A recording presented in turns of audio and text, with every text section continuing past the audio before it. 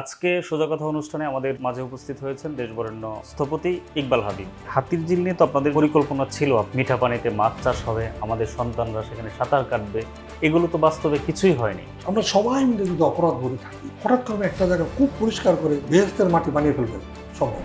বিভিন্ন ডেভেলপমেন্ট পার্টে আপনার প্রতিষ্ঠান এঙ্গেজ হয়ে যাচ্ছে। একটা প্রমাণ বার করে যে উনি প্রকিউরমেন্ট রুলের ব্যত্যয় করে এই কাজটা নিয়েছে, একটা উদাহরণ। ধানমন্ডি লেক নিয়ে আপনাদের যে প্ল্যান ছিল, ওই অর্থে কিছু হয়ে ওঠেনি আসলে।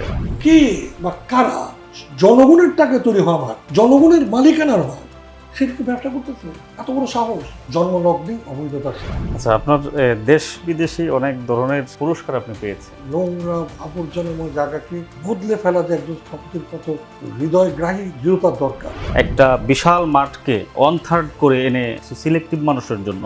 ইয়াং ছেলেরা এসে বললো, এই বাস্কেটবল গ্রাউন্ডে আমি বাচ্চাকালে খেলে বড় হতো, আপনি এসে উড়াই দিলেন। নর্থ এন্ড একটা কফি হাউস হিসেবে সেখানে আগে ওটা থেকে ছিল একটা ওনার লাইব্রেরি, কনসার্ন ছিল। ওইখানে একটা লাইব্রেরি ছিল আগে। তাহলে সেই জায়গাটায় আমাদের প্রতিবাদ হলো না কেন? যিনি মেয়র হন, প্রশাসক হন, তার লোভাতর দৃষ্টি চশমাটা পড়লে উনি ওখান থেকে টাকা দেখেন।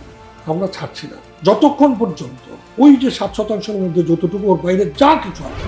আমরা আসলে জাতীয় শত্রু, ডিজাইন করার কারণে শত্রু, আন্দোলন করার কারণে শত্রু। আমি কাজ করে খাই, এটা আমার গর্ব। আমি কারোর দানে চলি না, এটাও আমার গর্ব।